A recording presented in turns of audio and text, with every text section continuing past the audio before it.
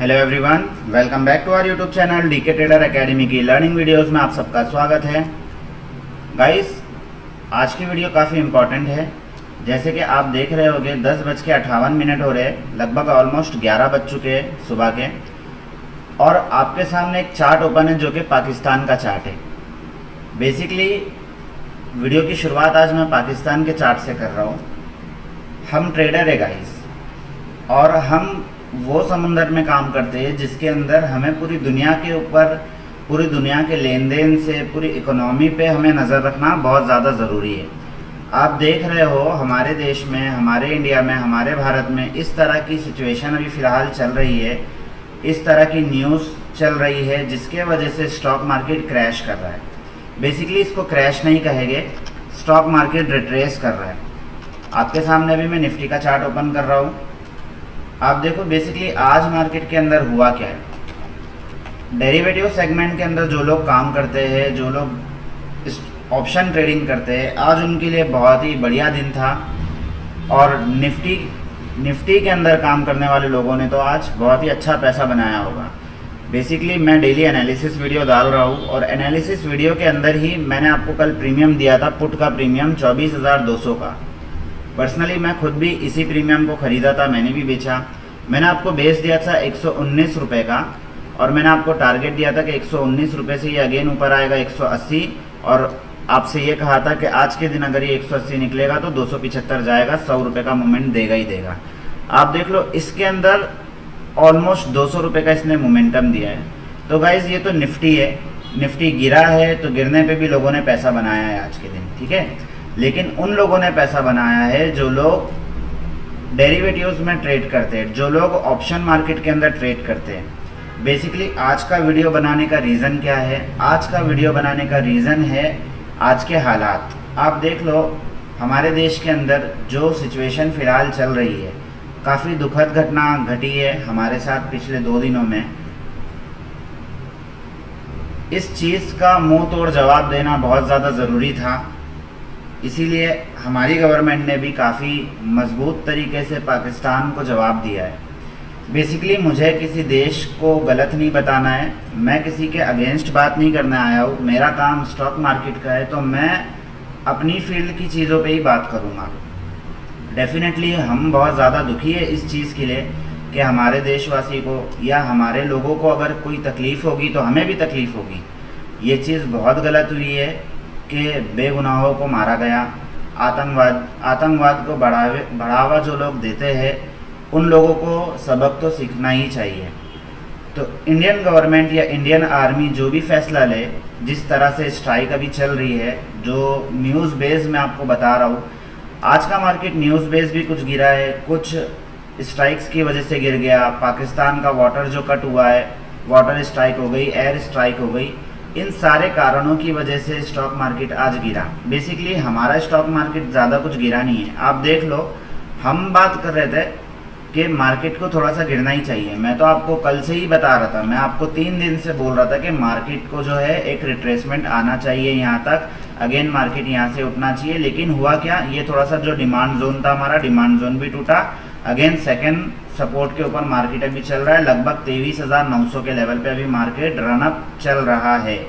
11 बज रहे हैं अभी दोस्तों, 11 बजे का टाइमिंग हो रहा है अभी तो 11 बज रहे थे, 11 कैसे बज रहे हैं? 11:32 हो रहे हैं। शायद इससे पहले मैंने 11 बजे बोल दिया, मैंने शायद टाइम गलत देख लिया था। तो बेसिकली 11:30 हो रहे अभी, और बताना मैं ये चाह रहा हूँ कि स्टॉक मार्केट आज गिरा तो क्यों गिरा।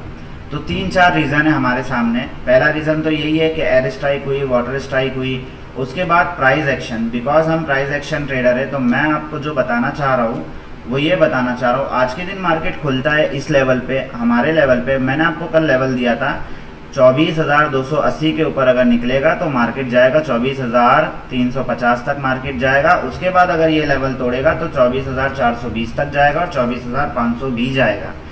लेकिन मार्केट में हुआ क्या, मार्केट में पहली कैंडल बनती है, एक बूम बाम पोजीशन बनती है, 24,350 तक मार्केट जाता है। बट जाहिर सी बात है पहली कैंडल के अंदर तो कोई ट्रेड ही नहीं बनता। फर्स्ट 5 मिनट कैंडल का सेटअप यहाँ पे वर्क किया है, पहली कैंडल का हाई और लो मैंने मार्क किया था। उसके बाद मार्केट सडनली 15 मिनट तक मार्केट साइडवेज रहा, उसके बाद मार्केट ने इस लेवल को ब्रेक डाउन दिया। अब जैसे ही इस लेवल का ब्रेक डाउन हुआ ना गाइस, तो मैं यहाँ पे कंफर्म हो गया, बिकॉज यहाँ पे अपनी एक ट्रेंड लाइन भी बन के आ रही थी। मार्केट ट्रेंड लाइन के ऊपर खुलता है, लेकिन अगेन मार्केट ट्रेंड लाइन का ब्रेक डाउन दे देता है। तो यहाँ पे एक कंफर्मेशन मिल गया हमें, एक कंफर्मेशन मिल गया कि मार्केट जो है यहाँ से गिरा है। अब गिरा है तो लेकिन रिट्रेसमेंट आया नहीं, उल्टा एन बना नहीं। मैं चाह रहा था उल्टा एन बन के गिरे, बट मार्केट सीधा वन वे गिर गया। ठीक है, कई ऐसे यूट्यूबर थे जो मैं अभी देख ही रहा था, कई लोगों ने यहाँ पे पोजीशन ले नहीं पाई। ठीक है, पुट की पोजीशन कई लोग ले नहीं पाए। मैं पर्सनली पोजीशन ले लिया था गाइस, और उसके बाद मैंने ये पूरा मोमेंटम कैप्चर किया हूँ। अभी मैं वीडियो इसीलिए बना रहा हूँ ताकि मैं फ्री हो चुका हूँ, बेसिकली आपको कुछ लर्निंग मिल जाए, इसीलिए ये वीडियो मैं बना रहा हूँ। तो वन वे जो रैली आई है गाइस, इस वन वे रैली को मैंने कैसे कैप्चर किया, मैं ऑलरेडी एक दिन पहले ही एनालिसिस कर चुका था इस चीज़ का, और मैंने आपको दोनों प्रीमियम बता दिया था, कॉल का भी बता दिया था, पुट का भी बता दिया था। जब वन वे रैली आई ना, 5 मिनट की कैंडल इसी लेवल पे खुलती है, हमारे ही लेवल पे 119 के लेवल पे। आप देख लो मार्केट जैसे ही इसके ऊपर निकला, अगर आप देख लो एग्जैक्टली ये जो लेवल होगा ऑलमोस्ट होगा 130 का लेवल। 130 से भी अगर किसी ने एंट्री लिया तो 180 तक, 50 रुपये का तो मेरा टारगेट था ही कि मैं आपको कहता हूँ ना कि एनालिसिस के 10 रुपये भी, एनालिसिस के 10 पॉइंट भी तुक्के के 1000 पॉइंट से बेहतर है।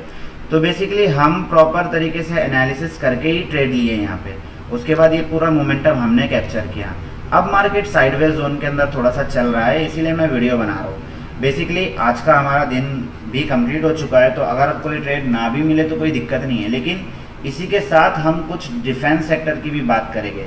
आप देख लो, बिकॉज एक दो देश के बारे में बातें चल रही है, इंडिया और पाकिस्तान। जाहिर सी बात है हम पाकिस्तान को भले कुछ ना समझे, लेकिन कहीं ना कहीं वो एक देश है। ठीक है, अगर एक देश के बारे में बात चल रही है तो इसीलिए इसमें ट्रेड भी होता है, इन देश के साथ में हमारा भी कुछ लेन देन है। तो ट्रेडिंग के लिहाज से भी ये चीज़ बंद करी गई है कि आपसे कोई ताल्लुक़ नहीं रखा जाएगा, आपसे कोई ट्रेड नहीं किया जाएगा। एयर स्ट्राइक, वाटर स्ट्राइक, यही सारी चीज़ें होती है एक देश से दूसरे देश से, और क्या ही प्रॉब्लम होगी। तो यही सारी चीज़ें अब लेकिन बंद हो चुकी है। तो अगर आप देखोगे तो हमारे जो डिफेंस के स्टॉक्स है, फॉर एग्जांपल हमारे डिफेंस के स्टॉक्स में आते हैं, उनमें क्या हलचल है वो भी एक बार देख लेते हैं। मैं स्टॉक्स का रिकमेंडेशन नहीं दे रहा हूँ, लेकिन मैं आपको बताना चाहता हूँ कि प्राइस एक्शन कैसे वर्क करता है और हमारे डिफेंस के स्टॉक आज के दिन कितना गिरे, ये सारी चीज़ों पे हम नज़र डाल रहे हैं खाली। तो सबसे पहला जो हमारा डिफेंस का स्टॉक आता है वो आता है हाल, बिकॉज ये मेरा फेवरेट स्टॉक है guys, Hindustan aeronautics limited. Basically Hindustan aeronautics limited जो है एक जोन के अंदर चल रहा था, और ये मेरा प्राइस एक्शन काफ़ी अच्छा वर्क करता है। आप देखे होंगे मैं जो भी एनालिसिस करता हूँ 90% 80% उसकी एक्यूरेसी रहती है। आपके सामने तो अब तक मैं फेल नहीं हुआ, जब से मैं यूट्यूब पर आया हूँ, मैंने जो भी वीडियो में कहा हूँ वो चीज़ हकीकत हुई भी है। आप देख लो हिंदुस्तान एरोनॉटिक्स के अंदर ना एक ट्रेंड लाइन बन के आ रही थी। 15 मिनट के टाइम फ्रेम पे लेके चलता हूँ इस चार्ट को, और समझाने का रीज़न है गाइस, मैं ऐसी हवाबाजी में बात नहीं कर रहा हूँ, मैं आपको बताना चाहता हूँ प्राइस एक्शन, बेसिकली मार्केट में वर्क कैसे किया जाता है। और ये जो गिरावट भी हुई है तो क्यों गिरावट हुई है, इन सारी चीज़ों को हम समझना चाहते हैं।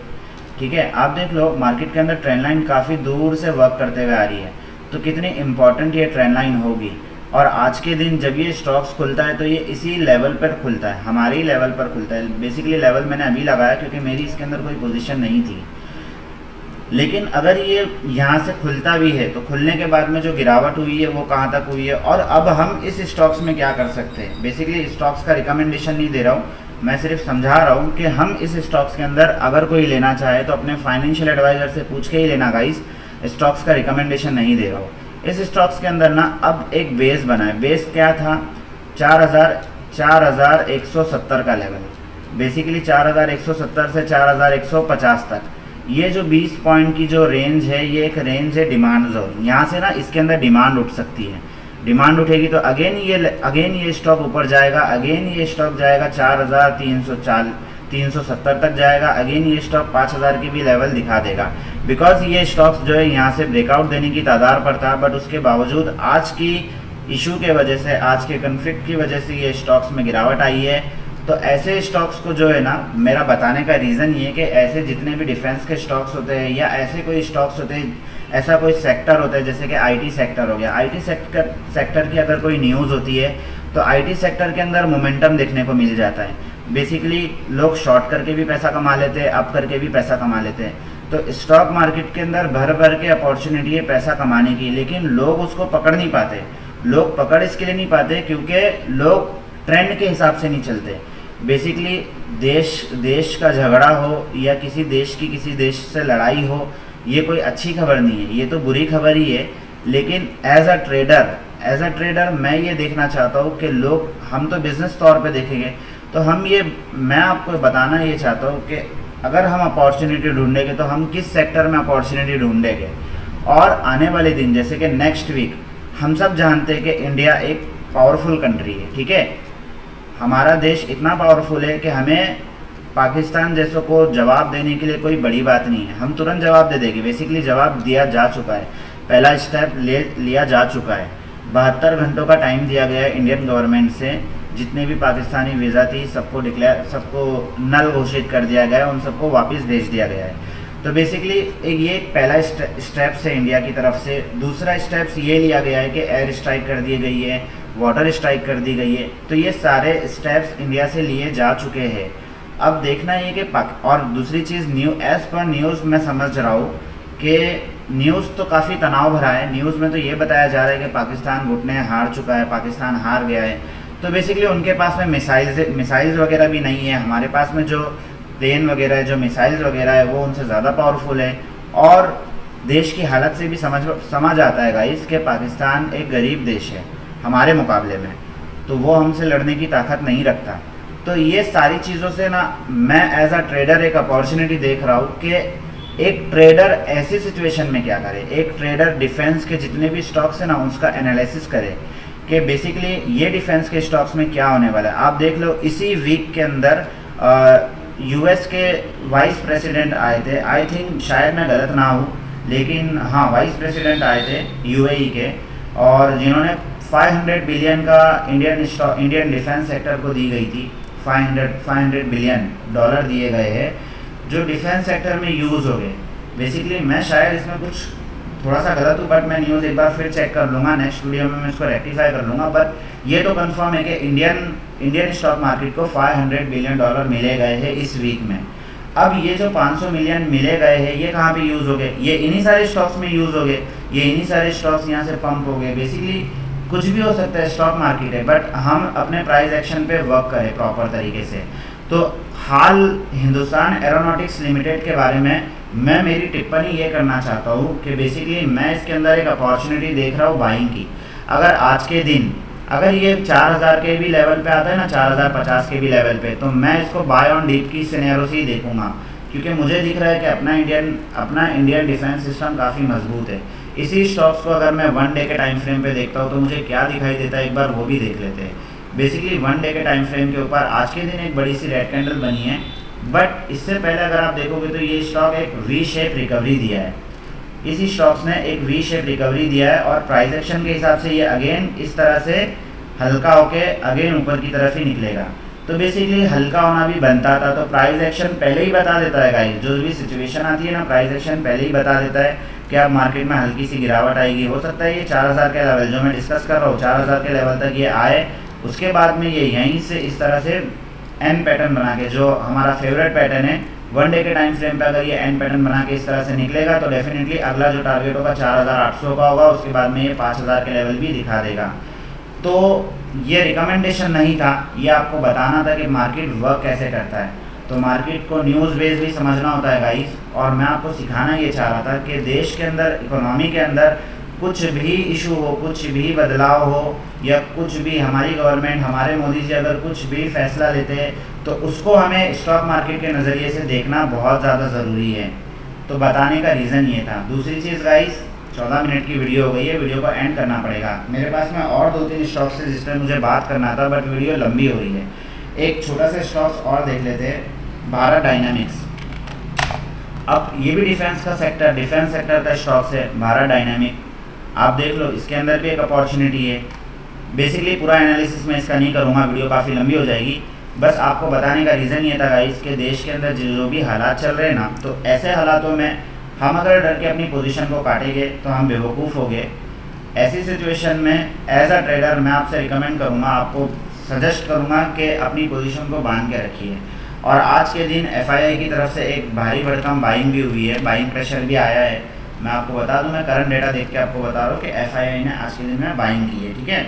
तो दूसरी चीज़, अब अभी टाइम बाकी, स्टॉक मार्केट अभी बंद नहीं हुआ, हो सकता है क्लोजिंग तक जो है सेलिंग भी आ जाए, कुछ भी पॉसिबल है। बट द थिंग इज़ के मैं करंट डेटा के हिसाब से आपसे बात कर रहा हूँ। तो 11:45 अभी हो रहे हैं। वीडियो को मैं एंड करता हूँ गाइस। वीडियो अगर थोड़ी भी इन्फॉर्मेटिव लगी हो तो वीडियो को लाइक कीजिए, चैनल को सब्सक्राइब कीजिए, अपने दोस्तों के साथ में ज़रूर शेयर कीजिए। आज की वीडियो का कंक्लूजन बस इतना निकला कि स्टॉक मार्केट को किस नज़रिए से देखा जाता है। जब भी कोई गिरावट आए, तब भी जब भी इकोनॉमी के अंदर कोई कन्फ्लिक्ट आए या किसी भी देश से, जैसे कि देश में वर्ल्ड वॉर वगैरह की बातें चल रही है, किसी भी बातों को एक ट्रेडर इन सारी बातों पे विश्वास फ़िलहाल तो नहीं करेगा। वो अपने प्राइस एक्शन पे वर्क करेगा, वो अपनी स्ट्रेटजी पे वर्क करेगा, वो न्यूज़ बेस भी काम करेगा, लेकिन उसके लिए सबसे ज़रूरी ये चीज़ है कि मार्केट चल क्या रहा है, मार्केट में ट्रेंडिंग क्या चल रहा है, ठीक है। तो एज़ पर ट्रेंड हमें चलना है। ट्रेंड आज का जो था मैंने आपको बता दिया। निफ्टी की कंडीशन आज की जो थी मैंने आपको बता दिया। और अगर देखोगे तो निफ्टी, हम खुद चाह रहे थे कि निफ्टी यहाँ तक आए, अगेन यहाँ से ऊपर जाए, तो हम तो खुद चाह रहे थे और कोई ज़्यादा बड़ी गिरावट नहीं हुई है।